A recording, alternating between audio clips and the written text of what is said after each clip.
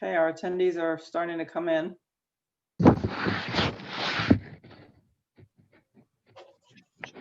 Are you panelists able to see the number of attendees? Yep, it keeps Okay. growing. Yep. Karen, I got 141. Do you have the same number of attendees? Mine's reading 150. Oh, Obviously, yours is much more up to date, Rich. yeah. No, I think we stopped at 23 so far. We're at 23. I think we can go. I think they're just coming in dribs and drabs here. So we will start. I'd like to welcome everyone to the Town of Richmond's Meet the Candidates night. I'm Town Administrator Karen Pinch, and I'll be moderating tonight's event. If you would all rise, or you may not be able to see the flag, but we're going to start this off as we do every town meeting with the Pledge of Allegiance. I pledge allegiance To the flag of the United States of America and to the republic for which it stands, one nation, under God, indivisible, with liberty and justice for all. Thank you, Jim. So the purpose of tonight's event is to provide our residents an opportunity to learn where their candidates stand on issues so they can make informed decisions on November 3rd. That being said, the format of tonight's event will be as follows. We'll follow an order of the ballot. Each candidate will have approximately 10 minutes of your time, starting with my introduction, moving on to a statement of 3 minutes or less, with the remainder of the time for questions from the audience and answers from the candidates. Please be mindful of the fact that time will go by quickly, so please keep your questions and answers concise. I ask that you please be respectful of one another and the candidates. No candidate should question another candidate for the same office, and there will be no debate. All participants will be muted. To ask a question, please click the raise your hand function, or you can, if you're on a telephone, you can click or dial *9. If you prefer to use the question and answer function, you may do so, but I'll be taking the live questions first and then checking the chat for additional questions. Each candidate has provided me with a bio, which will be used to introduce the candidate.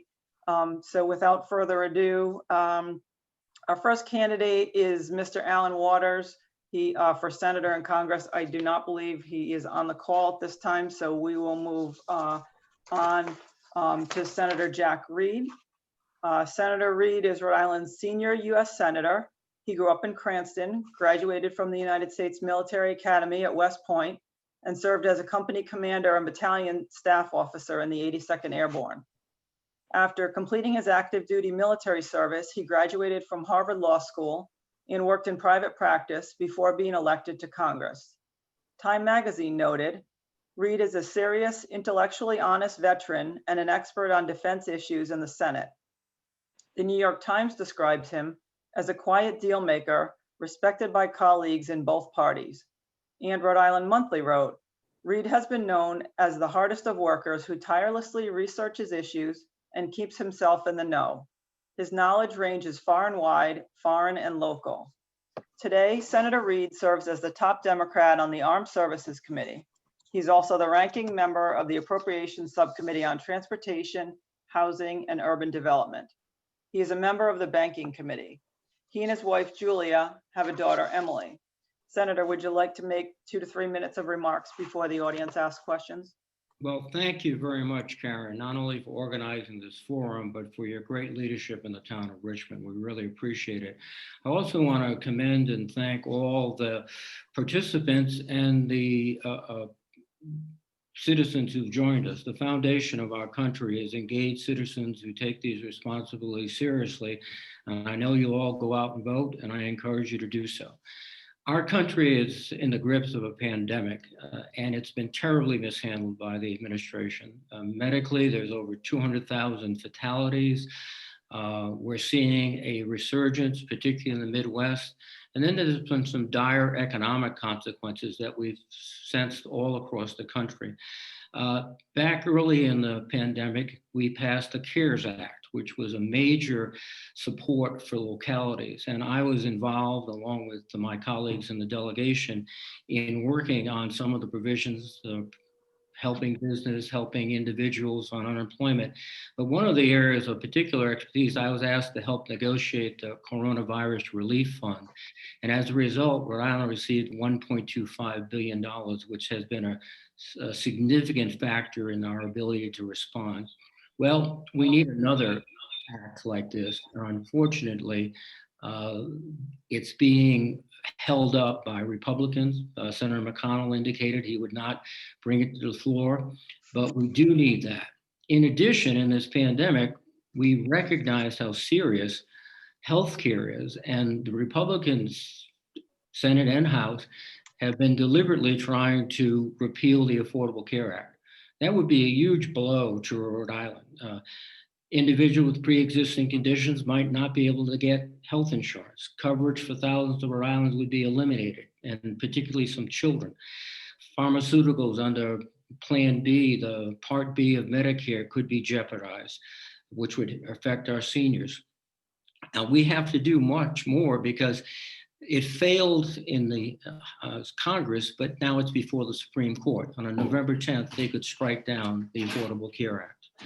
Now, going forward, we've got to revive our economy, and that means a fairer tax system. I would suspect the most people in this group paid more than $750 for their taxes in 2017, and they're not billionaires. That's a system that has to be reformed, and we can do it without impacting middle-income Americans. In fact, Vice President Biden has indicated no one below $400,000 should feel any effect. We also have to recognize we need jobs. That's why I've been working so hard in the transportation sector to provide infrastructure money for Rhode Island. We've got more money for bridges, more money for Hillsgrove. We're putting people to work. And the next thing we have to do is go ahead and have a situation where we can train people for the jobs of the future. With artificial intelligence coming on board, the old jobs are not going to be the ones that are there. We have to get people ready for the new economy. A final point I want to make is that one of the benefits of being a senator from Rhode Island is I get to listen to Rhode Islanders. And when I do, I learn a lot. One example is Becca Ham and her daughter Grace came to me. Grace had pediatric cancer. She was a child.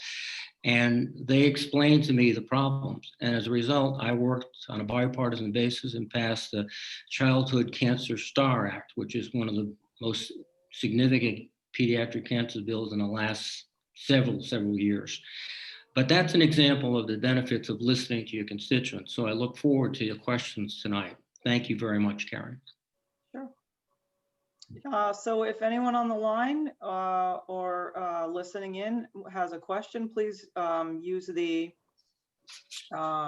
raise hand function or dial *9 if you're on a telephone.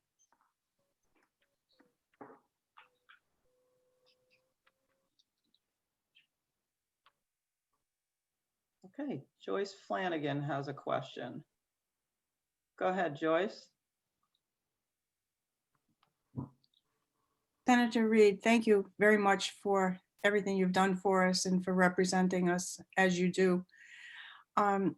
It seems that we are all focused on a very local level with the pandemic, but I wonder if you could just briefly help us understand where we're headed with our NATO membership.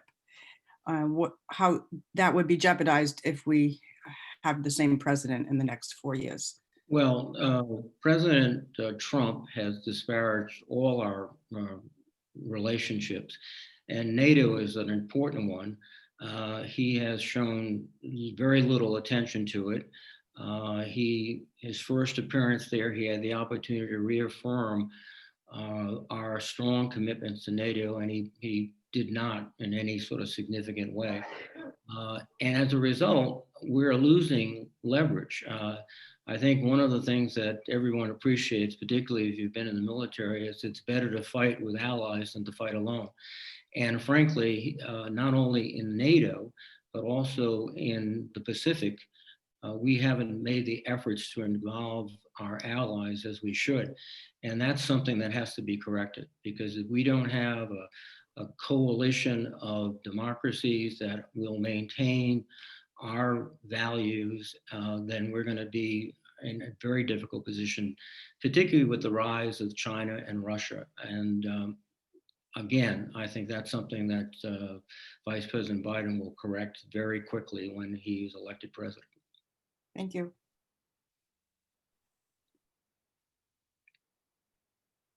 Any other questions for Senator Reid?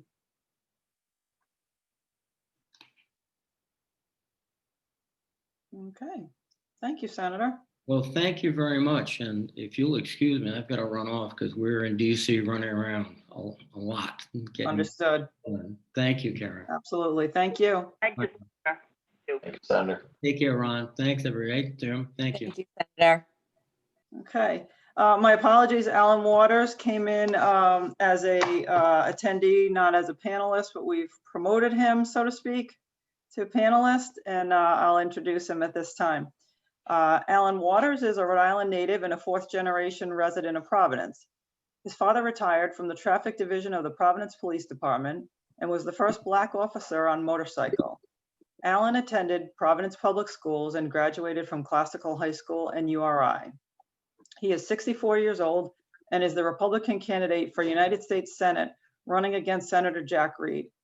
Semi-retired, he's been a career financial consultant working for firms like Merrill Lynch, Charles Schwab, and TIAA. He is the father of 5 children from ages 13 to 43. Mr. Waters, would you like to give 2 to 3 minutes of remarks before letting the audience ask questions? Absolutely. Thank you very much for inviting me here. Again, I'm Alan Waters for the United States Senate.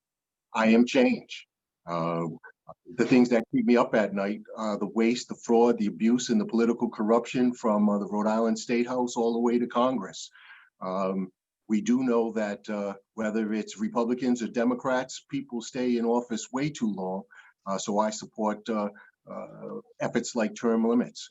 I also believe that in order to bring the government back closer to the people, we need to get corporate money out of our politics. Sure, corporation is a person as far as legal jargon, but we have too much money going into politics and special interests, and that keeps our representatives and our senators away from the people. As a Republican, I do believe that we should keep taxes the same. We shouldn't increase the taxation. I'm concerned about that. So I've signed the pledge with the Americans for tax reform, not to raise taxes when I become the next senator for Rhode Island. I also am a fair taxer, which means I believe that we should repeal and replace the federal income tax with a national sales tax and close the IRS. It's all too complicated. So many people don't participate. 40% of the American people don't even pay income tax, and you've got underground economies, and you've got people here without papers, but everybody has to go to the store. We spend over $1 trillion to comply. But also, as an African American, I do know that a lot of inner city kids from white to black aren't getting the type of education that they need. I support school choice. So I see myself as representing all of the people of Rhode Island. We have to take a bottom-up approach versus a top-down approach. It seems to me that even in a state like Rhode Island, the connected, the well-to-do seem to get a lot of the contracts and things like that, but there's still so many people struggling. So I think at this time, it's a calling. America's in trouble.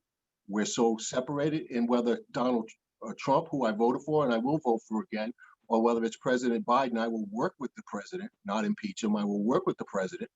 And with that, I will cross party lines to do what's best for my constituents and the American people. We're way too separated. And that's gives you a little flavor of what I'm about. Hey, if anyone in the audience has any questions, please raise your hand or dial *9 from your telephone.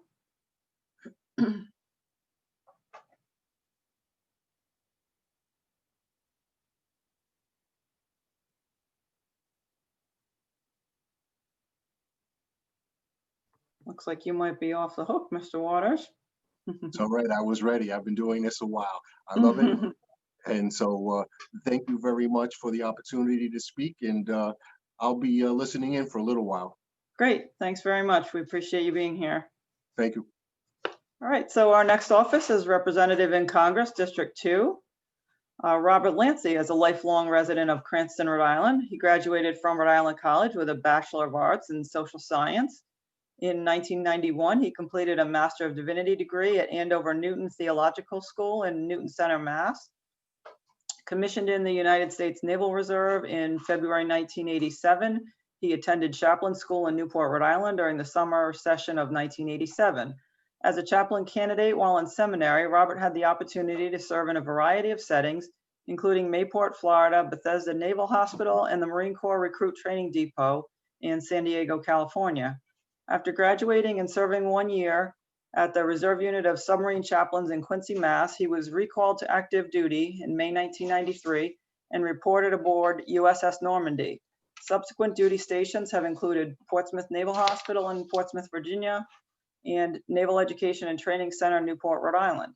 In May 1998, Lieutenant Lancia was selected as the first United States Navy chaplain to do an exchange with the Canadian military. He reported to Maritime Forces Atlantic in Halifax, Nova Scotia, July 10, 1998.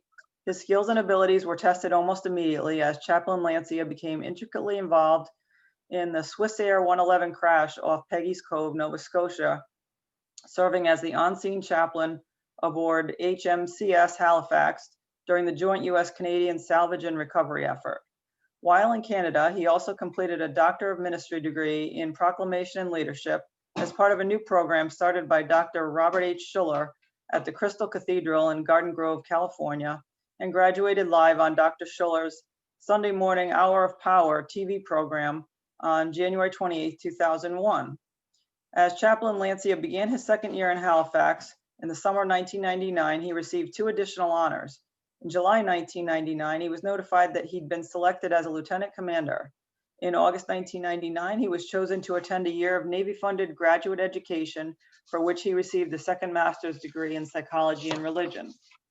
Following the Navy postgraduate school program, Chaplain Lancia was assigned to Marine Corps Base Camp Lejeune, where he served both as the headquarters and support battalion chaplain for over 1,500 Marines, sailors, and their families, as well as the main base Protestant chapel pastor.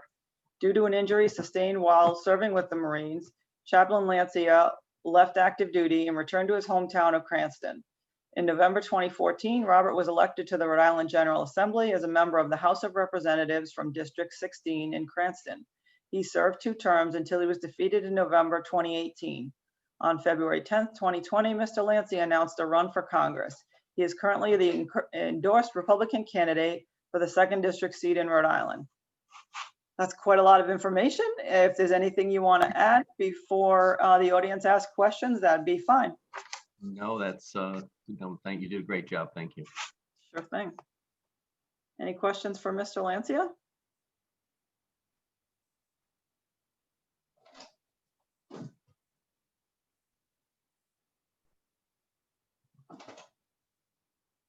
Okay.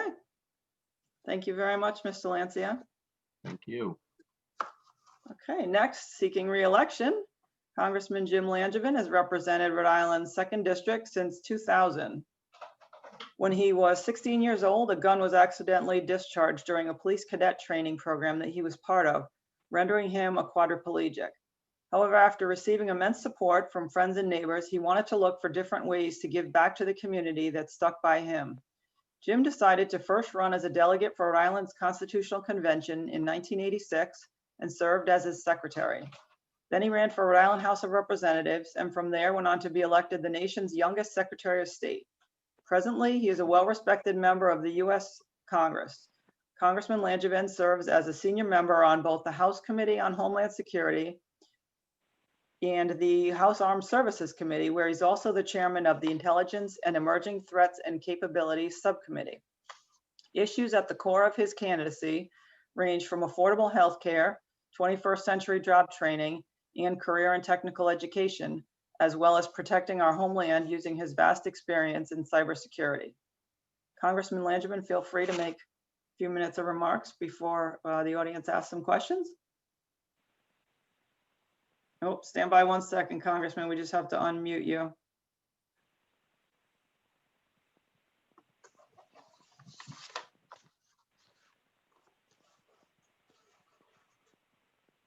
You have someone with you, Congressman, or are you able to unmute that? I think you have to hit something on your end as well.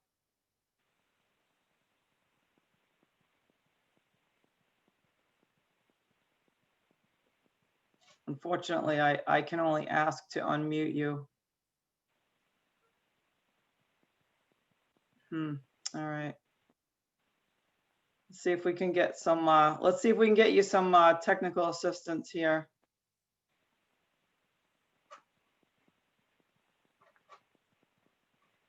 All right, you know what? I will, I'm gonna move on to our next candidate. Actually, you know what? Give me 1 minute. Karen, can Oh. I interject for 1 second? Yeah, Is somebody in the question and answer thing, I think it's Louis Dinsmore, and said, will Lancia have a chance to talk about what his priorities are? That was just a Mr. question. Lancia, if you want to speak to that at all while we try to, Help Congressman out. yep, take care of this little technical problem we have. Oh, you gotta unmute you too.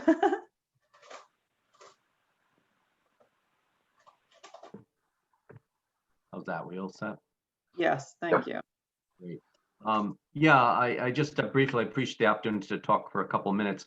I think the number one thing that I hear going door to door is the need for term limits. That's the number one thing people have asked me about.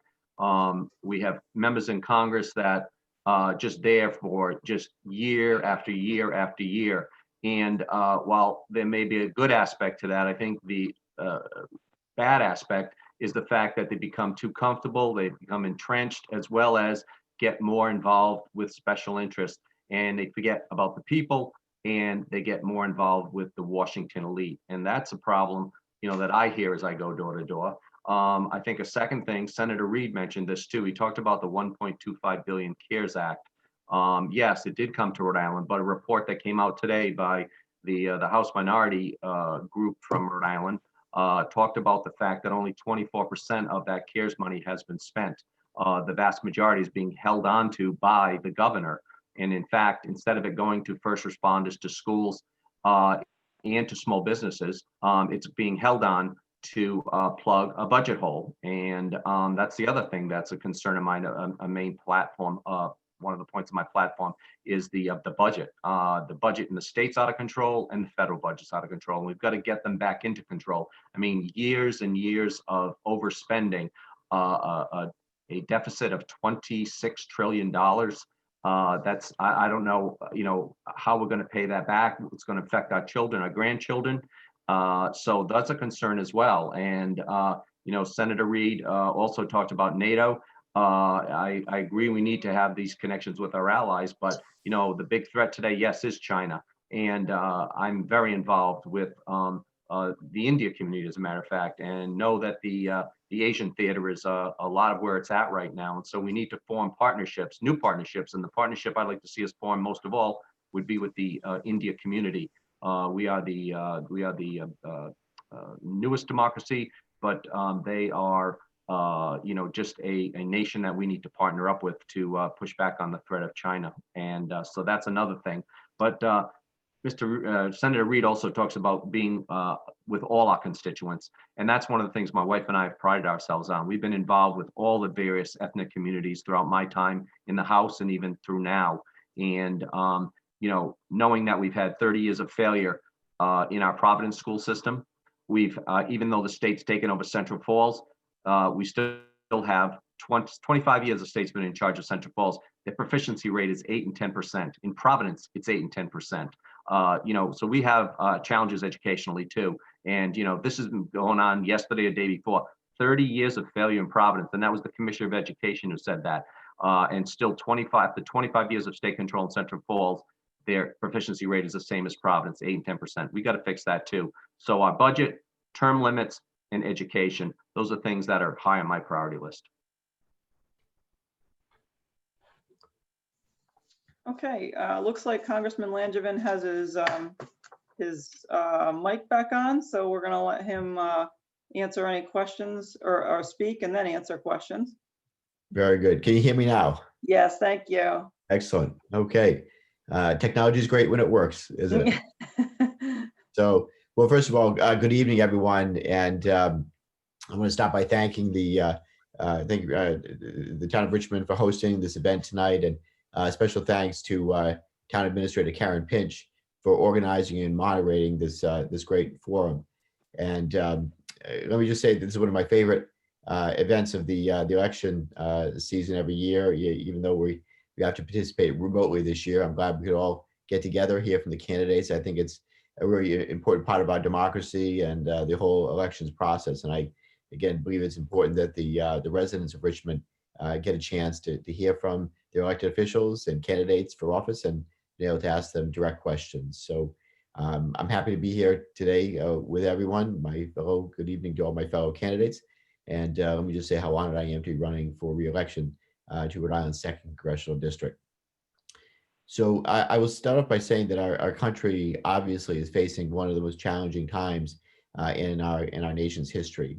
And we're facing right now, obviously, a global pandemic, which none of us really could have anticipated, which has put tremendous strain on our economy and on our way of life. The stakes, obviously, in this election could never be higher. The next leaders are going to have incredible challenge ahead of them, and we need proven leadership with experience now more than ever. So knowing the challenges that lie before us, I want you to know that I've been working tirelessly to ensure critical federal relief for both our state and our country. I fought vigorously, along with my colleagues in the delegation, for the CARES Act, which gave direct stimulus payments, as we know, to individuals and families to put food on the table, keep a roof over their head, and also provided important financial assistance to small businesses so that through the PPP program, so that our mom and pop shops and our restaurants can continue to stay open and employ members of our community. The package also provided the state of Rhode Island, including total over $1.25 billion in federal aid, which was vitally important to our state. I was proud to work with the delegation to secure that funding. Most recently, I also want to mention I advocated for the HEROES Act that would provide another round of stimulus payments. That act passed in mid-May, and it would restore enhanced unemployment benefits, and it included aid for states and cities. The House actually passed a revised HEROES Act as recently as October and October 1st, and in an effort to meet Republicans in the middle of this crucial time to aid our country. And it again passed the House with overwhelming Democratic support. Unfortunately, this bill right now is sitting on Mitch McConnell's desk, where so many good bills these days go to die, which is unfortunate. So unfortunate because right now, unfortunately, we have people in the GOP willing to take advantage of this vulnerable time. Right now, we have administration, instead of stepping up to handle the health crisis, have started dismantling things like healthcare. They've also threatened the rights of our LGBTQ communities, and they've even attacked our most basic constitutional right to vote. So we need leaders who can take aggressive action against this administration, leaders who protect and defend the rights of the American people, no matter their race, their gender, their religion, or economic status, and leaders with the knowledge and experience to work with others in a bipartisan fashion to move our country forward. So let me just close there by saying I believe that I'm up for this challenge, and I hope that I'll be able to convey that to you tonight, why I'm the best candidate, best choice to send back to Washington to continue working for the families of Rhode Island. Thank you again. Thanks, Congressman. So if you have questions for the Congressman, okay, I see Joyce Flanagan. Give me 1 second, Joyce. Okay. Representative Langevin, thank you very much for what you've done for the state of Rhode Island. Good And evening. I'd like, you to speak a little bit about the benefits of seniority within the Congress and how your tenure there benefits us here in Rhode Island.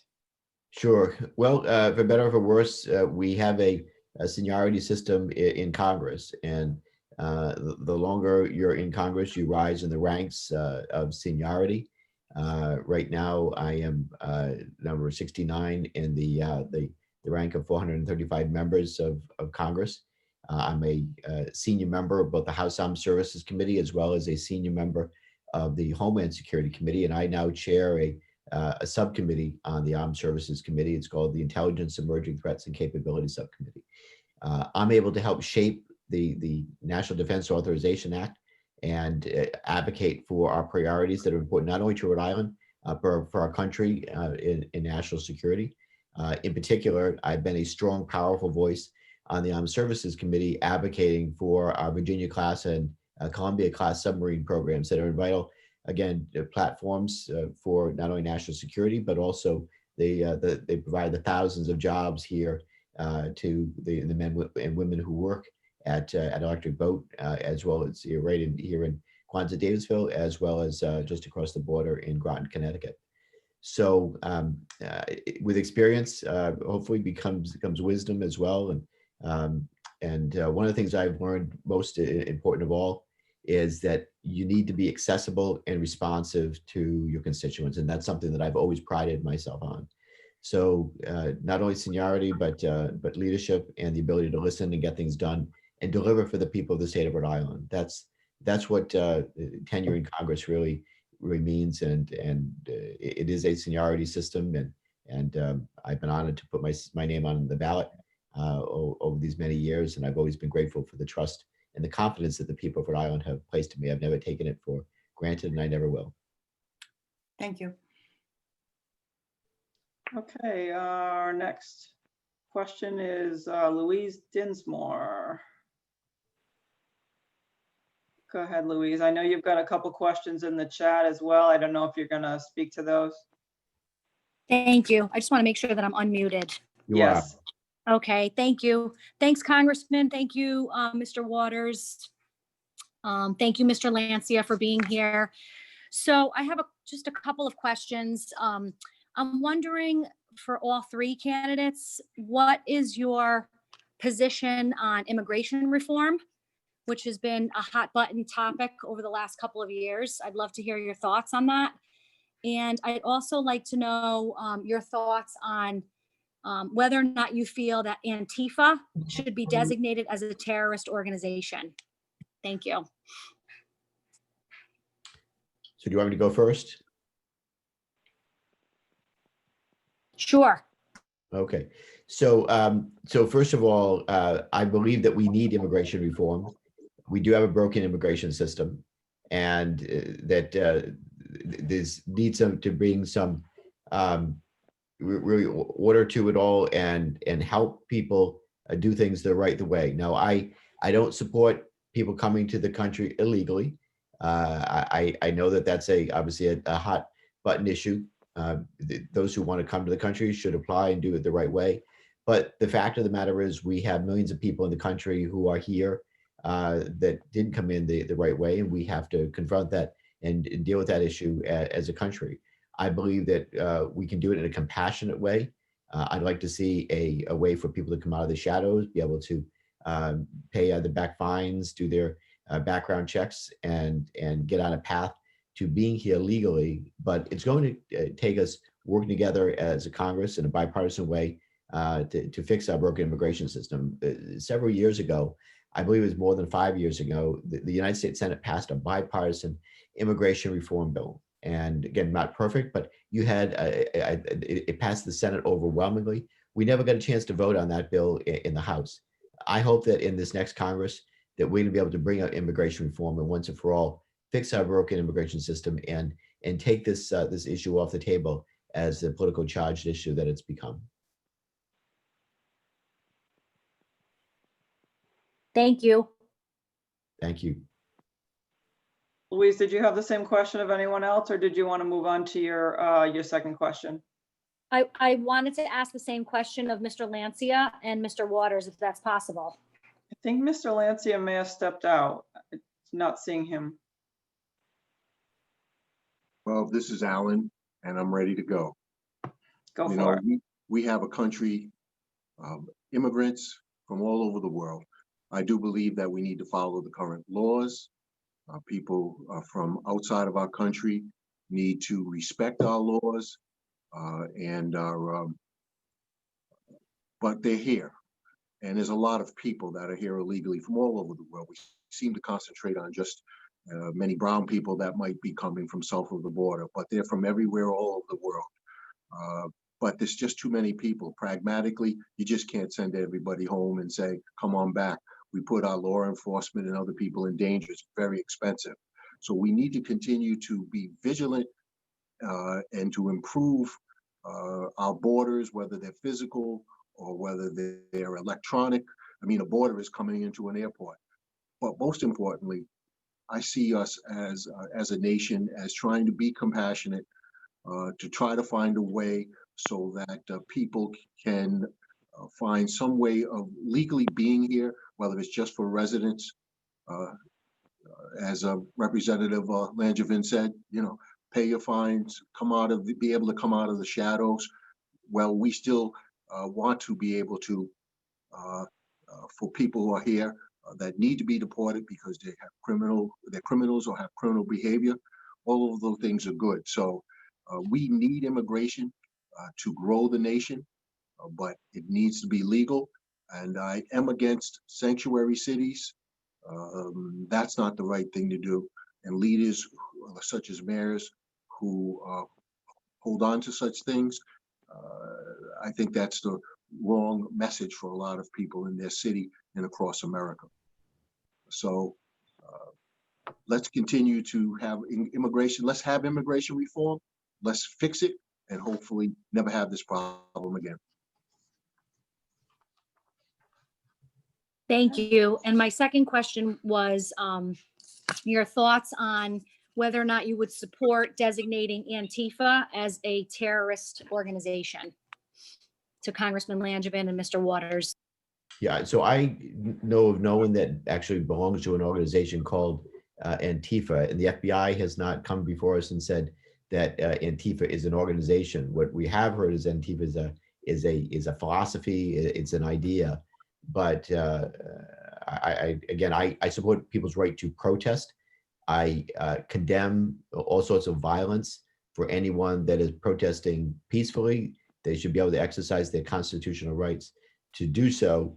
But I condemn violence in any sort. And the people that come to a peaceful protest and want to incite violence, they should be held accountable. Thank you. Mr. Waters? You know, we have a nation that's long time gone back and forth of political philosophy and goals between conservatives to liberals, Republicans to Democrats. Most of our country certainly in the middle. There's probably in this country more people that are independent and not even in a political party. But we have a Marxist problem. We have a leftist problem. There is a civil rights icon that some people think he's famous, some think he's infamous. But one of the things, a quote by this icon was, "Only a fool would let his enemy teach his children." And I believe that in America, in many ways, we've been foolish because our public schools, many of our universities seem to be dominated by one political philosophy. And I think that's bred Americans, youth. I'm very concerned as watching that we have middle class and upper middle class and higher young white American children and youth that believe that socialism and communism is an acceptable form of government, and that's not America. Sometimes Trump has certainly said loudly, "We'll never be a socialist nation," but we're not going to be a socialist nation, but we're going to have to work at that, and that's not to create polarization, but to educate about the way capitalism works and the way that this nation was founded and what it's all about. But to answer your question, I need to know more about where Antifa stands before anybody should put a label on it. But it was wrong to the way that people behaved in many of the cities. But let's talk about Rhode Island. It was wrong that we had unruly mobs try to destroy downtown Providence in the spring. And as a son of a police officer and a person that believes in law and order, this cannot go on, because we have to have a civil society and to be able to have commerce, be able to continue so that we can continue to grow our nation. Thank you so much. Thank you. Okay. Thank you, Congressman Langevin. Did anyone else have any questions for Congressman Langevin? Okay, we appreciate your time. All right. Thank you, Karen. Take care, everybody. Have a Take great care. night. Good night.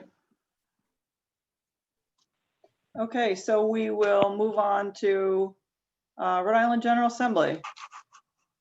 Senator Elaine Morgan is next on the ballot. She was unable to join us this evening, so we will move on. Jennifer Douglas is a mother, activist, lifelong Rhode Islander, and Charlestown resident of 15 years. She is the town committee rep of the Rhode Island Democratic Women's Caucus, a member of the Charlestown Democratic Town Committee, and currently running for state senate in District 34. As a single parent of 2 teenagers and a full-time healthcare worker, she understands the needs of families. Good schools, a living wage, access to healthcare, a fair tax policy, and strong environmental programs to protect our natural resources. Jennifer, would you like to make 2 to 3 minutes of remarks before the audience asks you questions? I would love to. So I am Jen Douglas, and I'm the Democrat candidate running for state senate. And being able to live and work in this community, it does give me a unique perspective in what people want. I listen to people all day long at my job and what is concerning to them and what they need. And it is the same thing over and over. It's good schools, living wages, affordable health care, and protecting our rural character here in this district. For far too long, we haven't had representation that reflects who we are, which is a hardworking community made up of good people who care about each other. And over the years, we've become overburdened with taxes. We're seeing our kids and our elders unable to afford to remain in the towns where they grew up. And because of this, our extended families are breaking down due to financial constraints. And we've experienced all the divisiveness of politicians pitting us against each other. And I believe that that's really unsustainable for a healthy and thriving community. And I am not running for office for myself. I'm running for all of us because there is so much at stake this election. If I'm elected to the General Assembly this year, we have the opportunity to change the status quo that we have had for years in this state and finally get some much needed relief. I want to pass legislation for tax fairness. And I've spent the better part of a year working in collaboration with candidates and elected officials to craft a tax policy where we end corporate welfare, tax the extremely wealthy, and finally lessen the burden on the rest of us. I want to invest in affordable housing in our communities so our teachers, nurses, firefighters, our police, and our military, they can finally afford to own a home in the communities where they serve. And I also want to work really hard to fund what is important to us, the things in this district that we hold dear to our hearts and to our way of life. There was $1.2 million up for grabs in legislative grants this past year.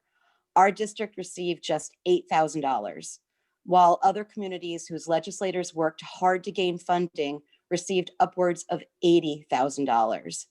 And our little leagues and Granges and fire districts and all of our other community organizations, they should all be that well funded because the people that you elect should be working hard for you. And what I'm asking for is to consider voting for me so we can do better. So you finally have someone who's willing to stand up for hardworking Rhode Islanders, for our families, and so we can finally take the power away from the government and give it back to the people, which is where it belongs. And if I'm elected, I have the support of a new governing majority in the Senate to actually pass the bills that will help us and not have to depend on the same establishment that's been running the state for years. And they're not taking into account our best interests.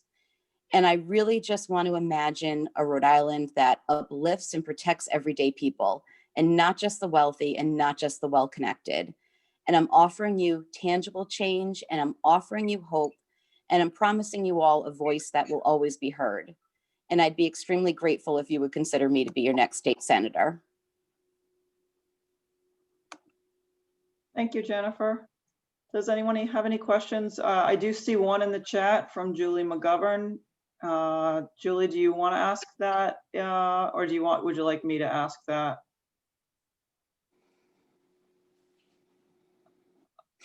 I can see the question if you want me to just Okay, that's answer it. great. Sure thing. Yeah, for years and years now, we have not had a state that funds education. We're lagging behind other states in the Northeast because we don't have a constitutional right to a good education for our children in this state. And that's something that we need to take into consideration. It's something we need to work towards.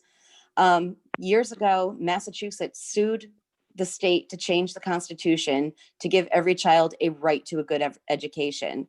And since then, what has happened is they have far exceeded us in test scores. They've far exceeded us in school funding. And it's just something that I think we have to do. We have to invest in our schools.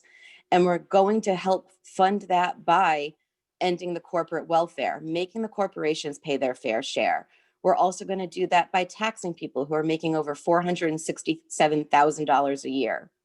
13 years ago, we changed the tax code in this state. And what we did was flipped it. The very wealthy don't pay nearly as much as the rest of us at the bottom. And we've lost over $1 billion in tax revenue over the past 13 years because of that change. And that change happened because we have corrupt politicians who do not have our best interests in heart. And what we're going to do is we're going to change that. That is something, it's one of the first items that we have on our agenda to change once we're all elected. Great. I think Joyce Flanagan has a question. Jen, thanks for that intro that you did for yourself there. I think you really summed up what needs to be done. And specifically, will there be a way to change the structure of that state legislative funding situation, or is that codified in some sort of law, or is it just a tradition? Are you talking about the legislative grants? Yes. It's just who asked for it. If you ask for money from the state legislature, if you advocate for your community and you put in and you ask for a legislative grant, most of them are accepted. Other towns got $50,000. If it was split equitably between all 38 senators, everyone would have had around $31,000 to spare. But because some legislators don't push for grants the way others do, some only get what they ask for, which is $5,000 to $7,000 to $8,000. Others received $50,000 to $80,000 for their communities. Oh, so it's based on us asking for the money. Yes. I see. Your elected official will ask for the money. Thank you for clarifying that. Okay, anyone else?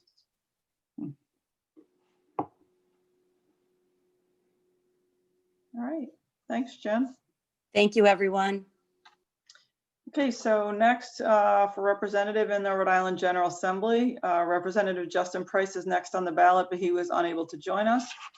Megan Cotter is a lifelong Rhode Islander. After graduating from the University of Rhode Island with 3 Bachelor of Arts degrees in English, Classical Studies, and Comparative Literature, she settled with her husband in Exeter. She's currently a director of sales for a local business. Megan is a coach for Exeter West Greenwich Youth Basketball, where she coaches boys and co-ed teams where her children currently attend public school. She's also a member of the Women of Seafood organization, where she advocates for women's voices in her male-dominated industry. Megan, would you like to make some remarks? Hi, thank you so much for hosting this and including me in tonight's Meet the Candidate. You know, my story is much like many of yours. I met my husband when I was in college. I graduated in 2008 during the recession. Jobs were scarce at the time, and I learned so much about how to get ahead. My husband worked during the day. He found a job with excellent health benefits, which is so important to all of us. And I waitressed at night because the cost of daycare didn't make sense for both of us to work during the day. We saved, we struggled, and we settled here in Exeter. And I really have a huge, take a lot of pride in where we come from in this community. I think that this community is not like many other communities. We come together, we take care of each other, and regardless of where you sit on the political spectrum, if a neighbor is in need or a friend is in need, we come together. And that is something that is incredible about where we live. I decided to run for office because I feel like the issues that impact our community, they're not being addressed at the General Assembly. And we need more people, regular people, working class people to step up and talk about these issues that impact us and try to make a difference, bring change. Some of the issues that really have driven me to run for office are, you know, I have 3 kids in the public school system. We talk all the time about school funding. School funding is a problem in the state of Rhode Island. The funding formula is broken, and it's been broken for a very long time. It hasn't been reconfigured since 2010. And year after year, we keep losing more and more funding.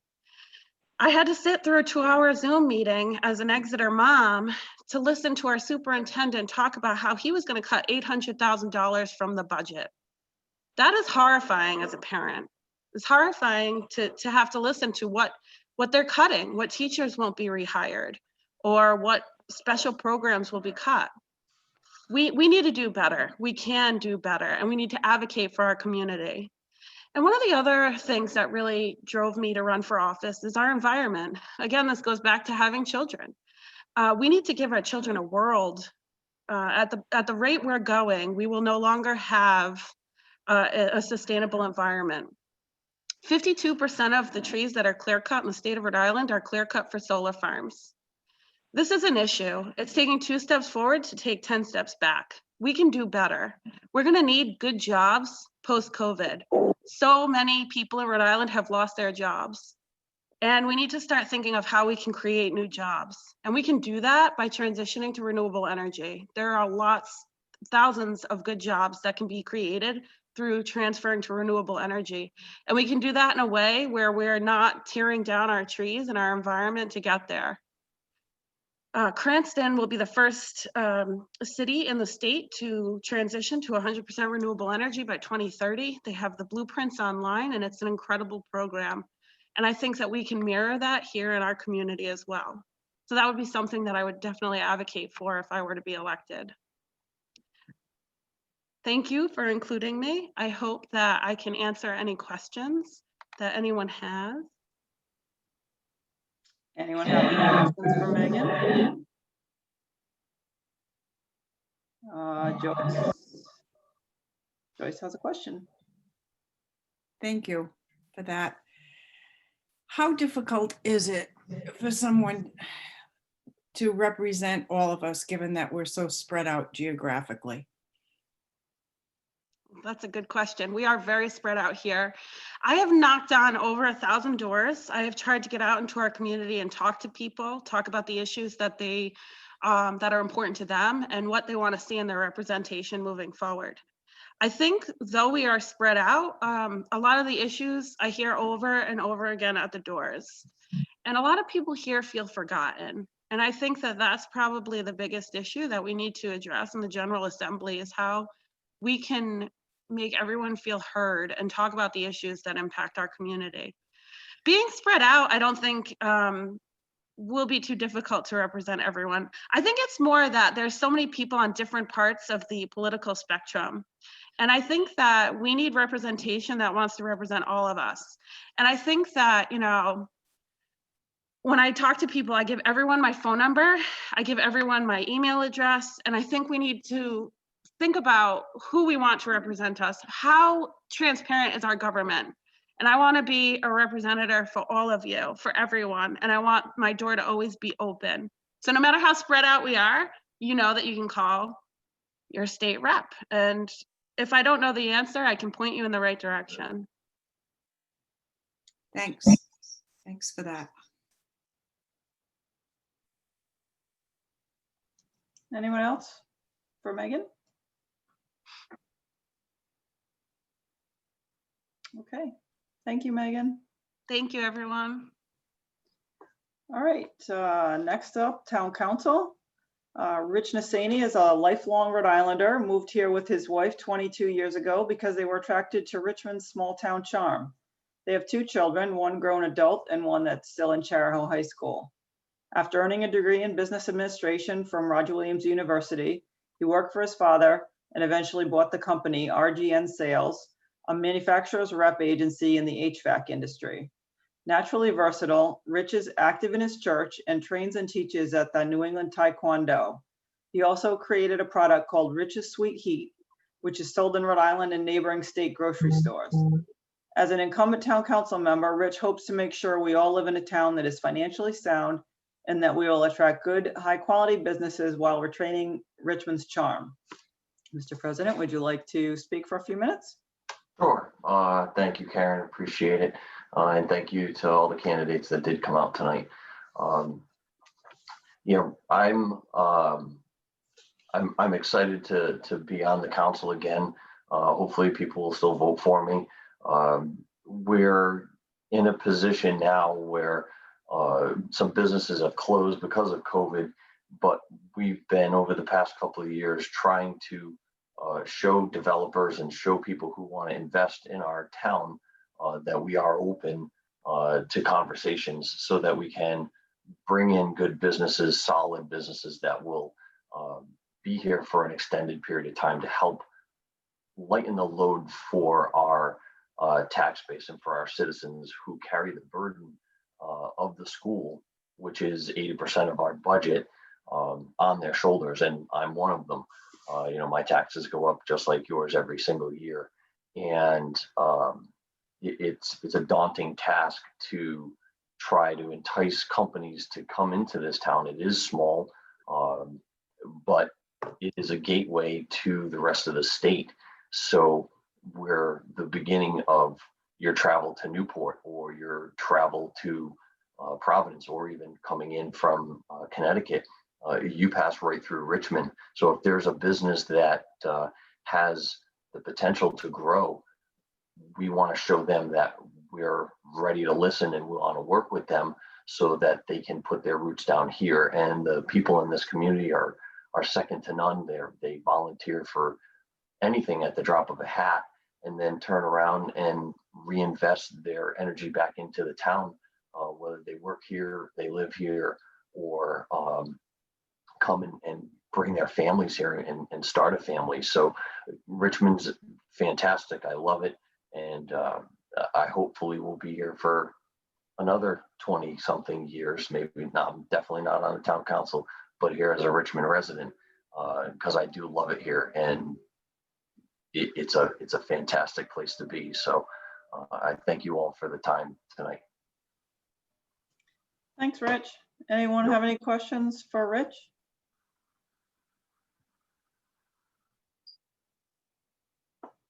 All righty. Thank you. All right, next up, Lauren Cassiola grew up in South Kingstown and attended South Kingstown High School, where she participated in volleyball, Model UN, Students Against Destructive Decisions, and Diversity Club. She obtained a Bachelor of Science in Sports Management from, Misericordia University. You got it right. In Dallas, Pennsylvania, where she played Division III volleyball and received a Conference Sportsmanship Award and All-Academic Award while making Dean's List in the fall and spring semester of 2007-2008. Lauren is a registered behavioral technician and certified teaching assistant currently working at the J. Arthur Trudeau Memorial Center, Pathway Strategic Teaching Center as a behavioral technician. Lauren is running as a Democrat on a platform of education, recreation, community, affordable housing, business development, and environmental conservation. She identifies as an Episcopalian. Lauren is part of a multi-generational house, which includes her parents, her 7-year-old son, and their cute new puppy, Rex. She's a single mom and caregiver to her mother, who has taught her resiliency, strength, compassion, and fairness through watching her fight multiple life-threatening conditions. She's lived through many adversities and challenges throughout her life and feels that she can share this energy and strength with the community of Richmond. She's never let a challenge stop her from pursuing and achieving her goals or dreams. Lauren, would you like to speak for a few minutes? Yes, thank you, Karen, for moderating the event and organizing the event. As you know, my name is Lauren. I grew up in South Kingston, graduated, thought I wanted to see a little bit of everything. So I went to school outside of Rhode Island. As a young kid, I watched my mom at 6 years old be diagnosed with type 1 diabetes, adult onset. She's still struggling today with that. She's also a cancer survivor of non-Hodgkin's lymphoma when I was 13. And she now is in remission, unfortunately. My dad was an Army reservist, and as Karen mentioned, I passed through, like Rich had mentioned, I passed through Richmond going to school because it's like a 6-hour drive from where I was attending. So I was in the car constantly, and Richmond was one of the stops before we got onto 95. The Dunkin' Donuts to get a coffee. I really enjoyed, Richmond's small appeal. It was very quiet, and it reminded me a lot of my college. I went to a college that only had one supermarket, and like Richmond, and basically had very quiet neighbors. And the reason we make that joke is because this university was surrounded by cemeteries. And it's just a funny joke, but Misericordia also taught me some core values, which I bring to the town of Richmond: mercy, service, justice, and hospitality. My decision was based on the core values of the history of the town, the current town needs, laws, and charters. I'm also one of the other issues that, not issues, but things that make me who I am. I actually am on the autistic spectrum, and I have a learning disability. That's something I struggled with, and I was able to achieve what I've been able to achieve today. I am a registered Democrat. I do not want to be put as a label as a Democrat. I'm willing to work with council and the community to solve the problems. I will be transparent in all my dealings, and I will be calling out things that come to my attention that has not been transparent in the community. I hope to work with all the state and federal representatives on issues that I cannot solve. I will find answers, or I will seek out additional advice. I've met with in council for since April. That's when I decided to run. I've worked with Chief Elwood about some issues with traffic and safety on the roads, especially on 138, and I've contacted town hall questions that I may have and talked to the amazing staff such as Karen and about certain issues that I might have. I'm looking to bring new and new ideas and keep up the rural nature and partnership within the town. Thank you for everyone attending, and thank you for the panelists for joining us. And I can't wait to, if hopefully I am elected, I can't wait to start on town council. Great, thanks, Lauren. Louise has a question. Hi, Lauren. How are you? Good, how are you? Good. Thank you so much for stepping up and running. I think that's amazing. I'm a fundraising consultant and I raised money for the Trudeau Center for Pathways several years ago. So congratulations on the great work that you do there. So I have a question for you. And if you don't mind, maybe I could ask the same question of Rich. I didn't have a chance to raise my hand after Rich spoke, but knowing that we live in a rural town, how do you both propose to sort of marry, and balance the rural nature of our town with strategic development of the town? I think that, we pay a lot of money in property taxes and most of the money goes to the schools. And my husband and I moved here because of the school system. We lived in Coventry and Cranston before, but we lived in Coventry for 11 years. And the schools are a big deal for my family. My son's at Richmond Elementary School. But, I feel like I have to drive a half hour to,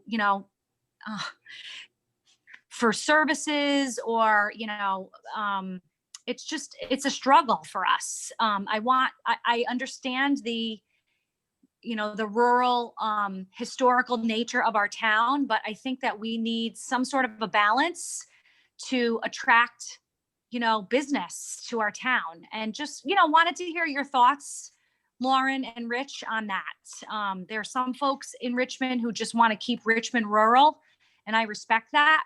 But I also think that there should be some sort of a healthy balance with that. So I just wanted to hear your thoughts on that. Thank you. Lauren, you want to go first? I guess ladies first, right?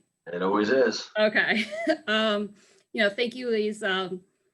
I appreciate what you're saying about the employer that I work with. I love working with the kids that I work with. And but to get back to your question about making it rural, but also driving in business, we in Richmond, and what I was going to say, and I kind of got a little nervous, is that, with these, what we need to do is find affordable housing. That's one. That's going to bring in the people that are going to afford, not even help us with our taxes, because those are members of our community as well.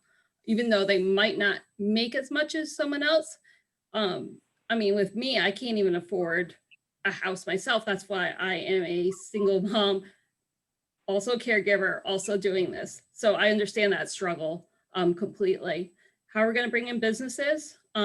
Making our town more appealing, getting federal grants for different recreation, which would, with the people that are coming into our town, will drive up our value of the town. So just little things to also make it rural, but also help out with making it appealing as well. Thank you, Lauren. So we have our planning board is fantastic, and it basically is the beginning step for everything that happens in the town. Nothing really comes to the town council until it actually goes through the planning and or the zoning board. And with those two entities, they are that kind of like the gatekeeper. And we have a robust industrial section of town which can be developed and can be expanded if there's a willingness from those businesses that want to invest and rebuild that section wherever it is that they are.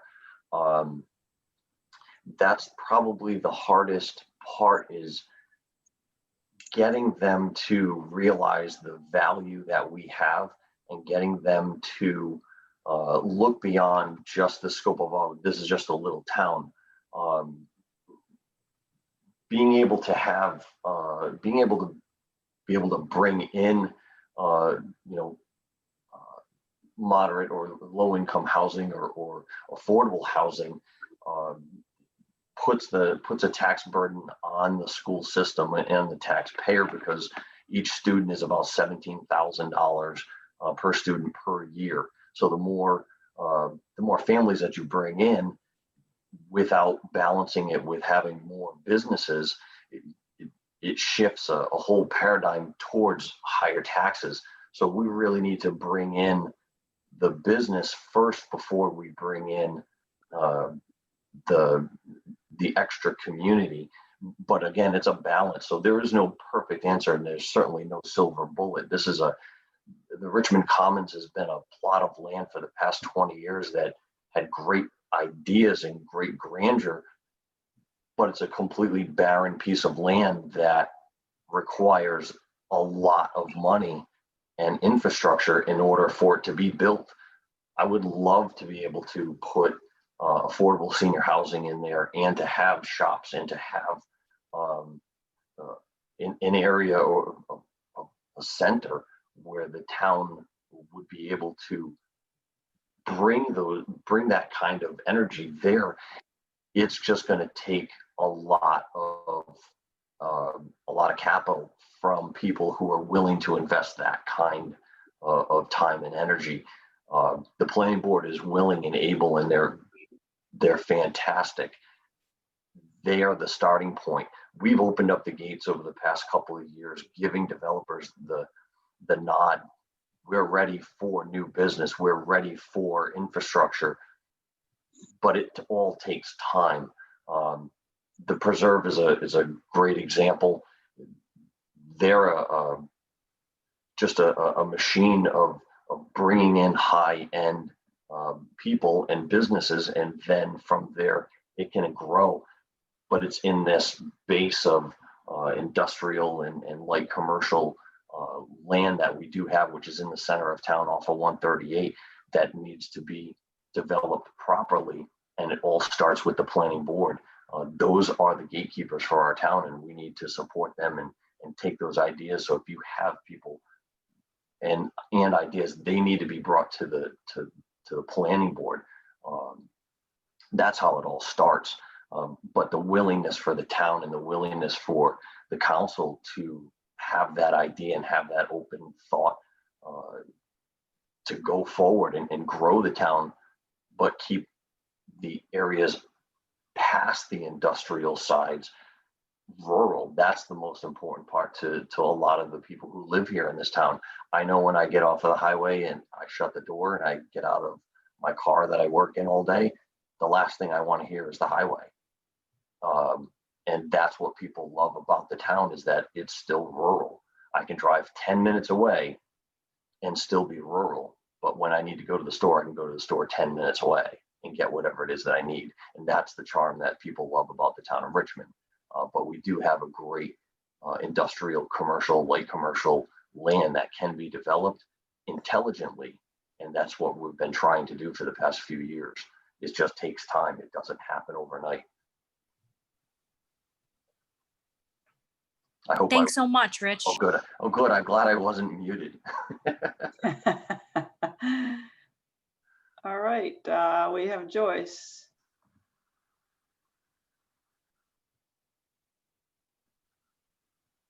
Oh, I think we have Joyce. Hold on. There we go. I'm sorry, I must have hit that little button by mistake. That's okay. Feel free to ask your question. Or, oh, you're saying you don't have a question? No, that would have been a mistake. Okay, sorry. Okay. Let's see. Anybody else? Okay. I know Bill Day asked a question in the chat, and I don't know if it was for a previous speaker. Sorry, I'm trying to find it.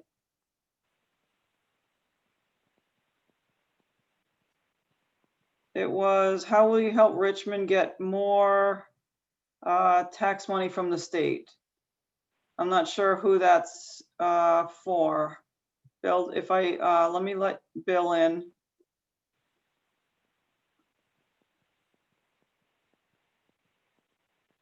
Bill, are you able to speak?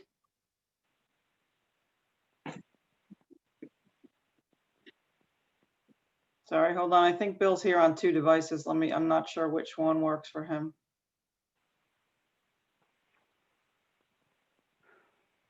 Bill? Okay.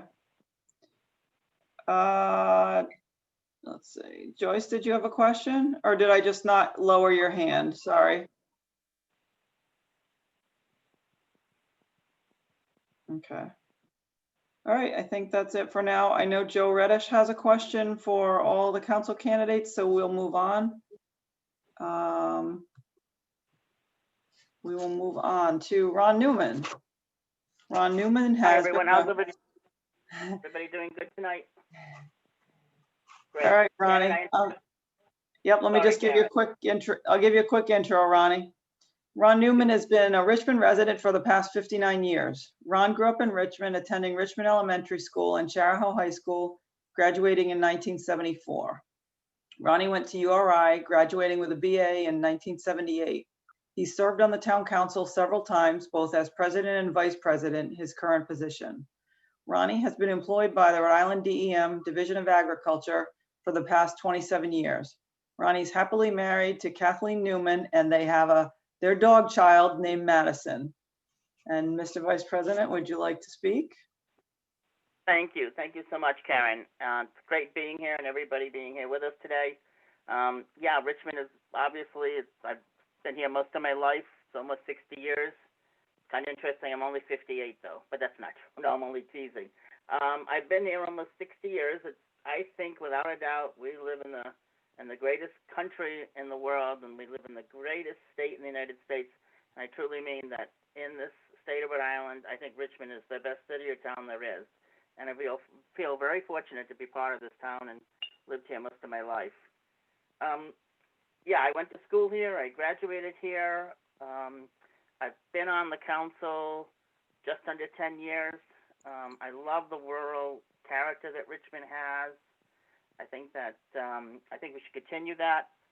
I get worried that these solar farms want to come in, and I think we should do everything we can to stop any of them from coming in. I know we have a few already, but I am against that. I would like to see, no matter how we move ahead, business-wise and tax-wise, to bring businesses in, that we keep our rural character. I think Richmond is an incredible town, and I am proud to be part of it. My family started a farm here. That farm is still going. My brother runs it. It's not as big as it used to be, but it's still a farm, and I'm glad that it's here. And as I indicated, I've been a big part of the council for almost 10 years, and I've served with so many people, and I'm honored to have served with them. And I'm currently honored to serve with everybody that we have now, and I'm looking forward to working with Lauren, Tim, Rich will be on it, and Nell will be on it, and they're great people, everyone. And I've gotten the opportunity to talk to Lauren and Jim, and it's been great. So I'm looking forward to the next council, which is not that far off. And I'm very proud and very honored to be a member of this community. And with that, I think that we have to keep going forward, and that we have to, whatever we bring with business, we should remember that we keep our rural character as we move forward and bring businesses into town. And that's it. If anybody has any questions. Thanks, Ronnie. Any questions for Ron? Karen?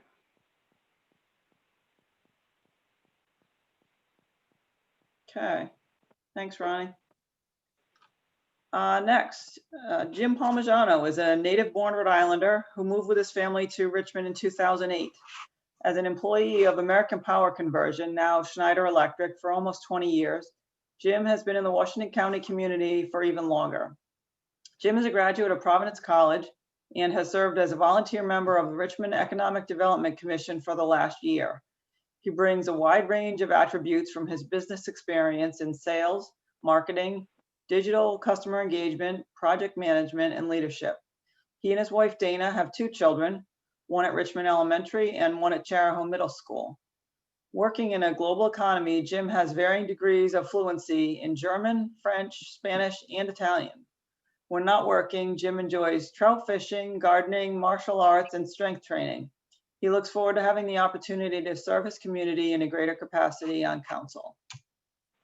And Jim, I am going to make you a co-host because I believe Jim has a little presentation.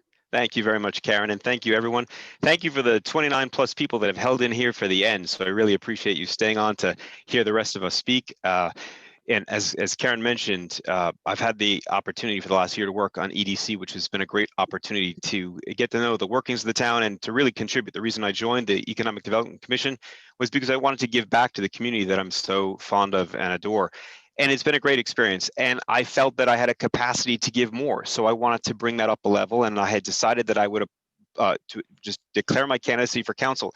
And what I wanted to do, and Karen, thank you for letting me just take a moment, is to share a little bit about my philosophy and approach on leadership. For those of you in the community that don't know me, that are trying to determine, is Jim a candidate that I want to vote for town council? I thought it would be helpful to share with you my perspective, and then you can decide if I'd be a person that would be a good fit for you as a leader in your community. So I'm going to share my screen, Karen. I'm going to share screen number 2. So you should be able to see my presentation just about now. If you can give me a confirmation that you do indeed see it. Coming up. Yes. All right, so you should see my name. Great, excellent, thank you so much. So just to start, a couple of pieces that I think exemplify me as an individual. I have this picture of the independent man from the State House, which symbolizes freedom and independence. I am a registered Republican. I'm very proud of my my participation in politics since the day I could vote in primaries way back when. I did decide to run as an independent. Many of my friends in Southern Rhode Island said, look, you know what, if you're a Republican, it's going to be a lot easier for you to run as a Republican, in the South of the state. And I appreciate that. But I want people to understand who I am as an individual and not just vote for me for a letter. So I thought for me, as a personal decision, running as an independent was the choice for me. I really look forward to getting to know everyone further. And they will truly, if they know me already, they know I can be fiercely independent. I know the council that I've worked with so far has put up with me so far, and I appreciate that. The image here of a leadership paradigm is important too, because the typical leadership paradigm puts leaders at the top and people at the bottom. But what's important as I turn that paradigm upside down, I really believe that leaders should be serving the people. And it's a belief that I've had within Schneider Electric for 20 plus years, teaching as in my role of global leadership development for all of sales for Schneider Electric. We really put an emphasis on leadership service. Another piece is just strategic vision. And I want to go back to what Louise had asked the question. I really feel strongly about a strategic vision. We do have a comprehensive plan that's in draft right now, and it's going to set the vision for our town for the next 10 years. But what I see is an opportunity of a 1, 5, and 10-year strategic initiative combined with attracting new business, marketing, looking at those zones that have been identified in the town as development zones, and really focusing there on not only economic growth, but beautification. We could bring all the businesses in the world to that spot, but if we have cracks in the sidewalk, decrepit buildings, and weeds growing through the rocks, nobody wants to open a business there. So we have to look at it holistically, in my opinion. So I think we need a strategic vision and all hands on deck, getting the departments of the town together to make that vision come to fruition. The Socratic method, I just share that because my approach to solving problems is cooperative, argumentative dialogue. I can disagree, but not be disagreeable. I think we have to have that debate. And frankly, it's the foundation of our democracy to have debate amongst individuals, whether you are a Democrat, Republican, Independent, or other. So I live that. And my view on leadership is really what I call TCR plus transparency plus integrity. And what that equals is the foundation for effective leadership. That's trust, credibility, rapport. So trust in your officials, credibility, they know what they're doing, a rapport connection with them. I really feel we have to have more collaboration with the community, especially at our council meetings when there's maybe only 5 people there. And then having that transparency plus integrity, which will equal a foundation for effective leadership, which is frankly going to benefit us all. In addition, listening, collaboration, collective minds, and empowering people to affect change. I think I need to listen before speak. I need to collaborate across any aisles, and all politics is local. And really, I think we can do wonders without having to get quagmired in the politics of our letters. Collective minds, we have wonderful people in this community that have fantastic ideas. We need to empower them to step forward and function on subcommittees or groups to help drive the success of our community and help us have success. The 5 people that will sit in that council building are not the ones that have all the answers. And that's important. We have a community that's going to help us be successful there. Finally, the only way we're going to be successful at doing this is achieving the success on these challenges is by working together. And I think I want to share a picture from my yard, which I think exemplifies my view. And here you see what I have in my yard. I don't care if you are a Democrat, a Republican, or whatever. You are a person who stepped forward to help this community, and you're going to have my support 110%, which is in my yard. So there's your signs, folks. Karen, thank you, and back to you. Thank you for the opportunity for organizing this event. Thank you. I will stop sharing so you can take that back. Great. Anyone have questions for Jim?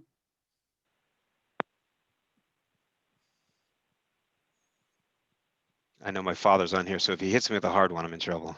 I think that is the last town council presentation. Nell Carpenter is the last one on the ballot, but was unable to join us tonight. So I know Joe Reddish did have a question for our council candidate. So let me just get to you, Joe, and get you unmuted. There we go. Shoot. Good evening, potential council members, or I should say council members. Jim, your slide was like I written it, so I'll start off with something I've always shared over many years as a past council member. Whether you're Democrat, Independent, Republican, or Tea Party, what those acronyms spell is dirt. And what it means is that what Jim just said is that once you get on council, the stripes come off and you really have to focus on the community and making sure that you cultivate the dirt together and plant the seeds for the community. With that in mind, I've been part of the Richmond community for 27 years. Jim, I came to Rhode Island because of the company you work for, which at that time was American Power Conversion back in 1993. I chose Richmond because of its ruralness and its availability to just being part of the gateway of Rhode Island, which Rich, I appreciate you continuing that phrase. Was one that I tried to coin back when I was on council. One of the things we've talked about for so many years, we've got Richmond Commons, we've got other properties. I am asking this council, the council members, what are you going to do different after the election to now move the ball forward? And I say that sincerely, is that one of the challenges that Richmond continues to have, and as much as we have a good planning department, we have too many business restrictions to make it affordable for businesses to do business in our town.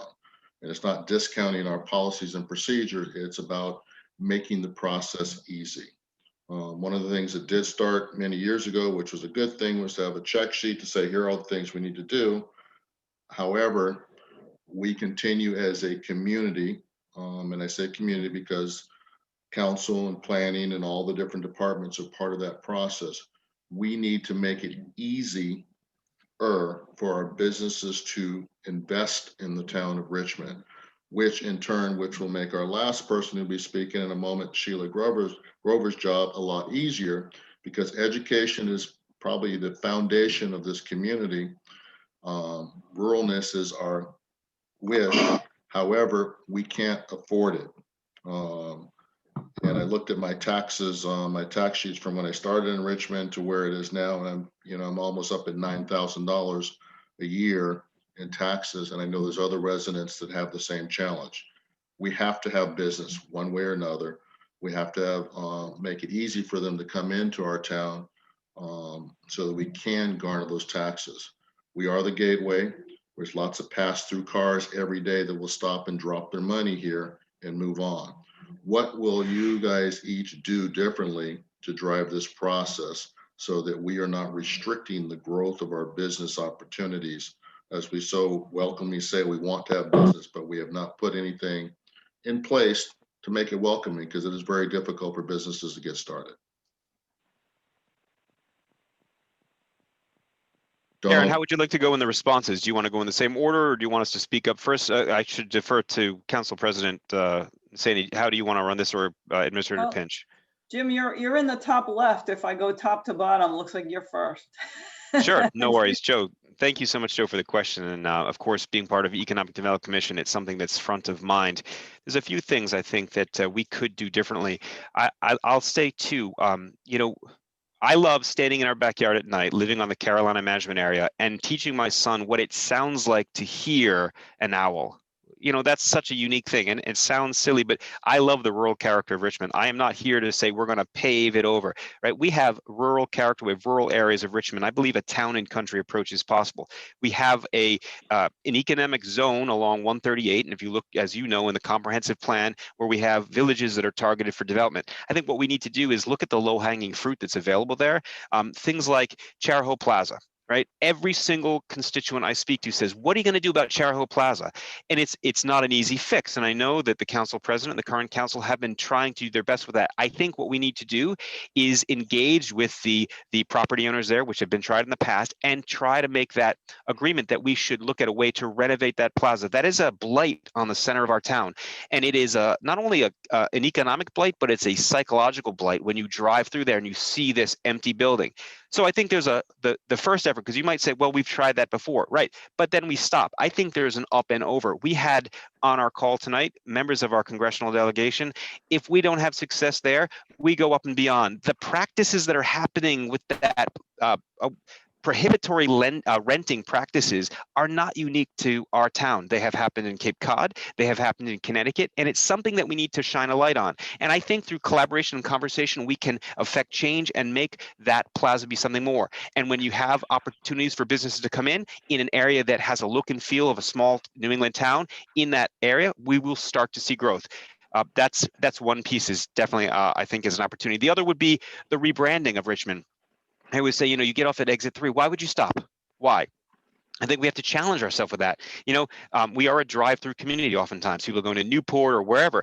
We have the opportunity to rebrand Richmond as a rural center for family living and enjoyment and activity, and maybe something more. You don't know. I mean, I'm thinking outside the box. You could say in 10 years' time from now that Richmond could be the culinary center of Rhode Island. And you might say, well, that's crazy. I grew up in East Greenwich, North Kingston area.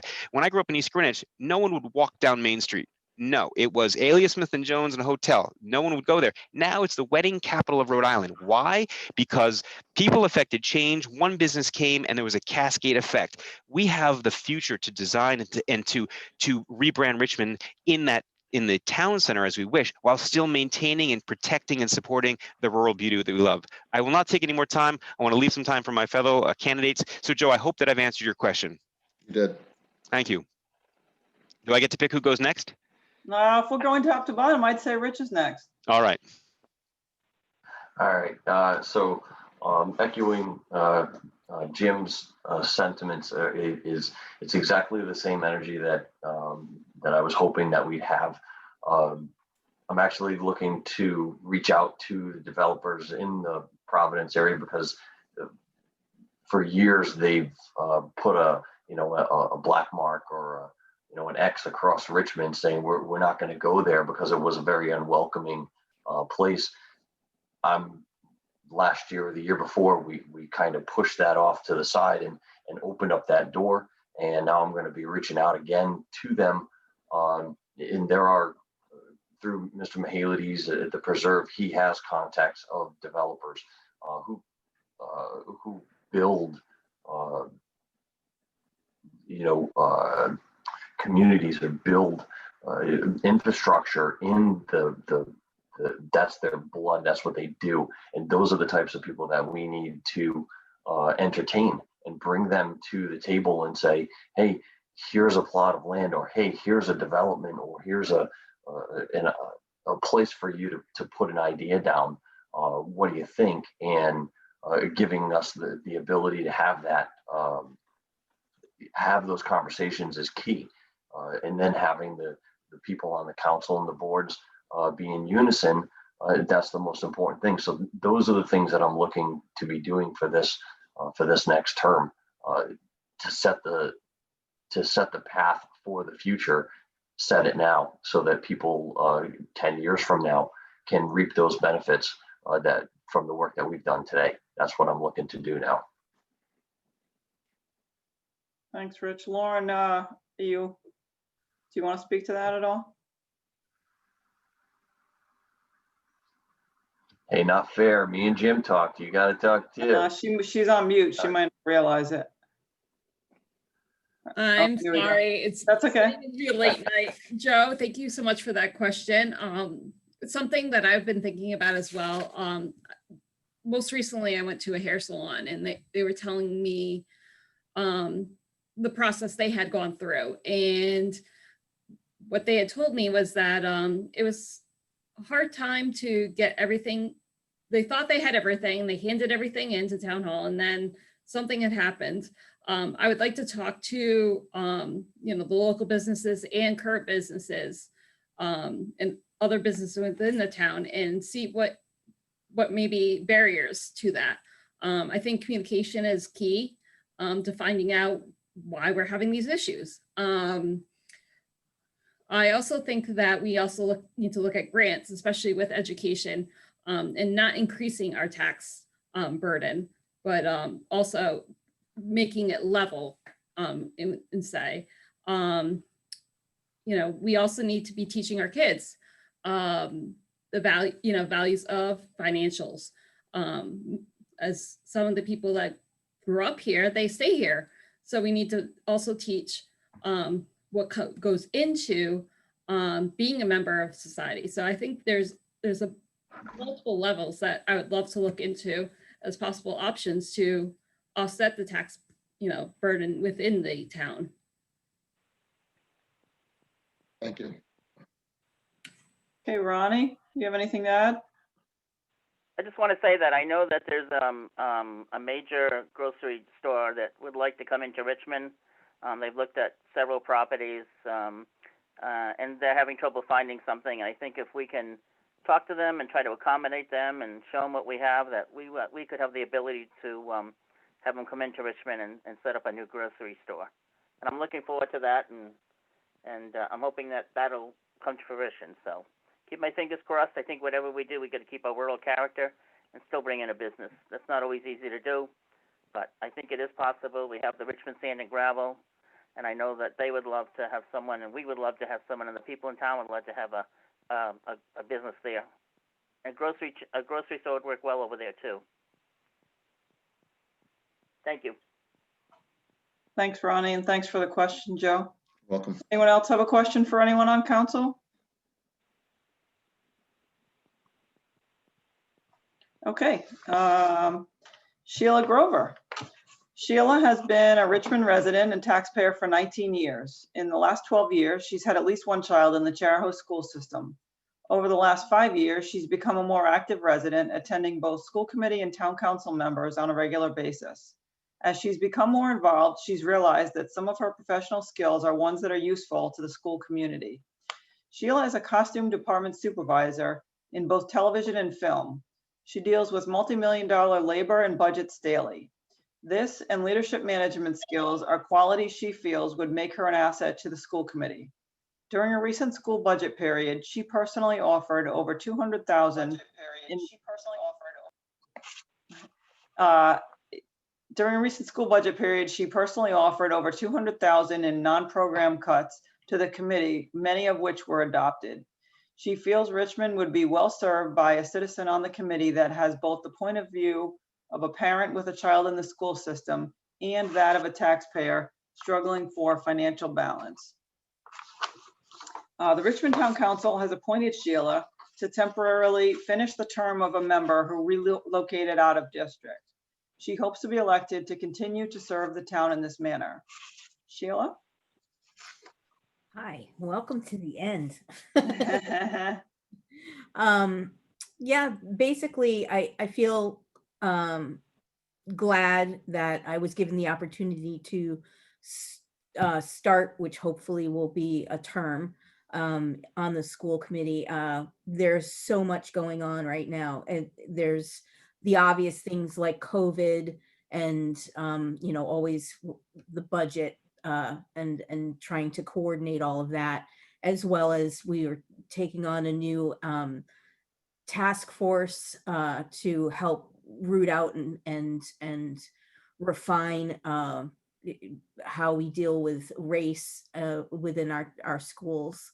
And that's exciting, and people are very motivated there, which is a very positive thing, I think. And not obviously it's a positive thing. And we're also doing research into the state the state initiative to do fewer and newer schools. So that's another thing that's going on. So if you're not attending the social media, the online school committee meetings, I recommend that you do, because there's a lot going on. And I really appreciate what Megan and Jennifer both spoke to as far as helping to bring some of the state aid to help mitigate how much it costs to have these wonderful schools. You know, Cheraho is a top performer, and Richmond and Charlestown and Hopkinton all know how expensive that can be. And we do a lot of grant writing. I have to say that they are on their case with grant writing as far as the school is concerned. And I know that the town has written grants, and we've had some mixed success with that. And not, which I think is, admirable that everybody is looking for ways to bring money in, which is to take some weight off the taxpayers' back.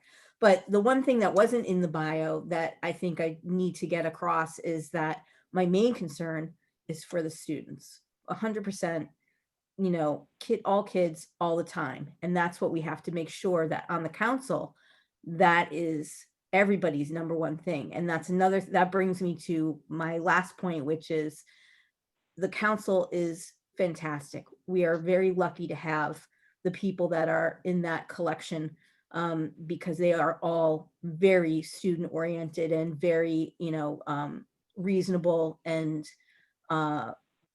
wise people. And I'm proud to be part of that group and hope to continue. Thanks, Sheila. Does anyone have any questions for Sheila?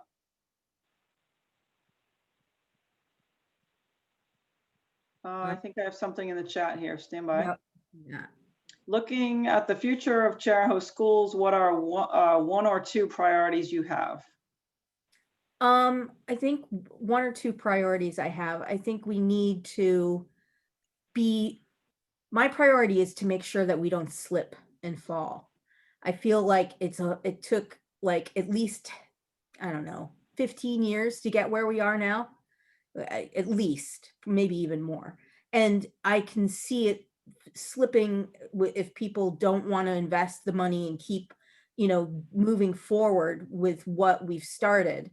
That could be we could be losing in 2 years or something. It's a lot easier to slip and fall back than it is to build up. And that is my number one priority. I think the other priority would be, trying to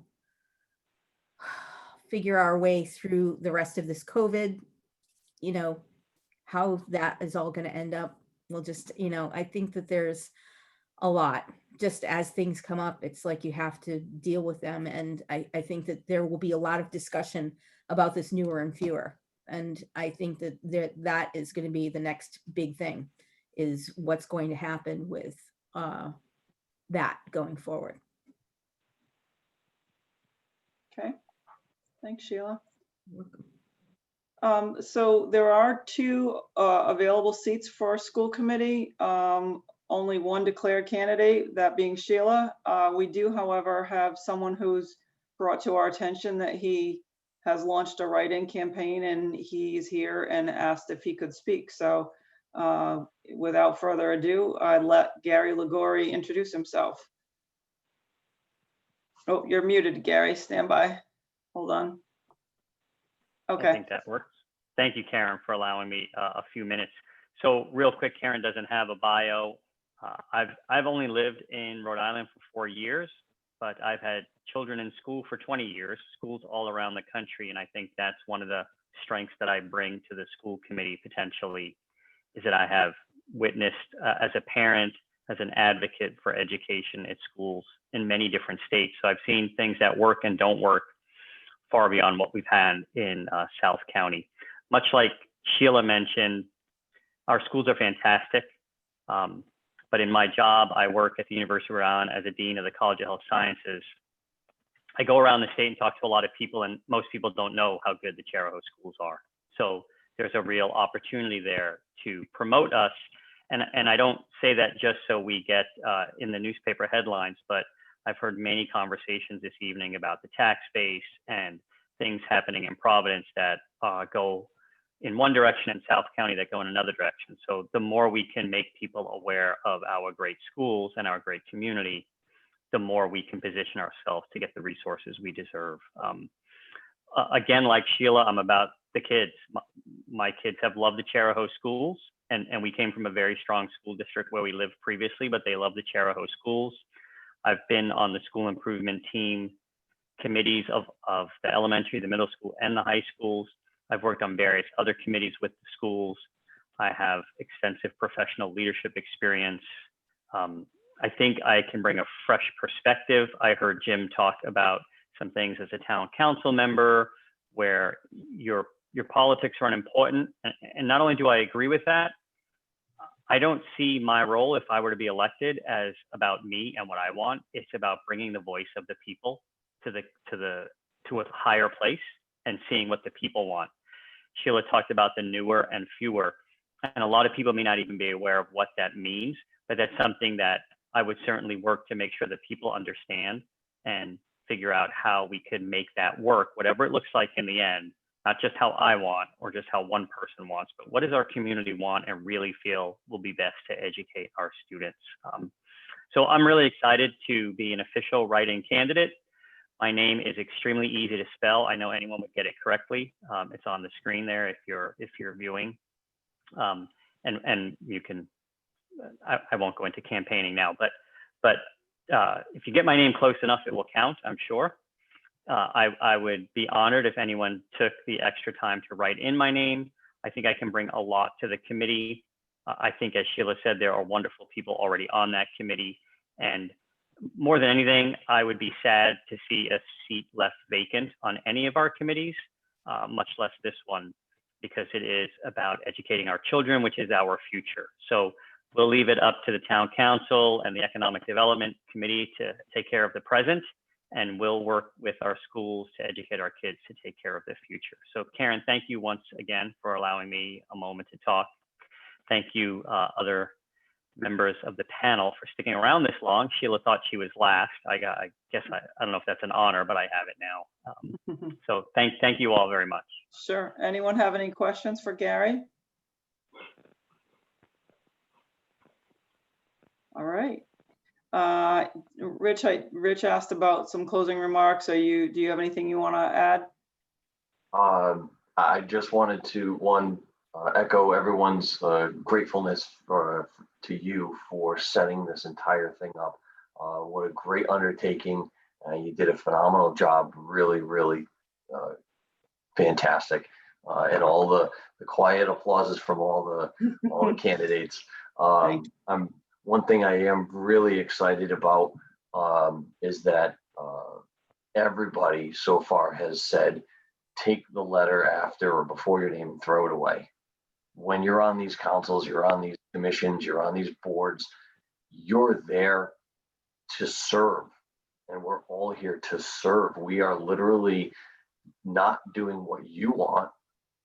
We are here to better our community, to better our children, to better our future, and to better our town, so that when we are gone, they'll look back in history and say, wow, look at what those people did, and look at the forethought that they had. And that's the most important thing that we can do, is be together, to bring a community together, to work together, and positive, polite, productive. Those are the 3 P's that I've kind of tried to instill in the town.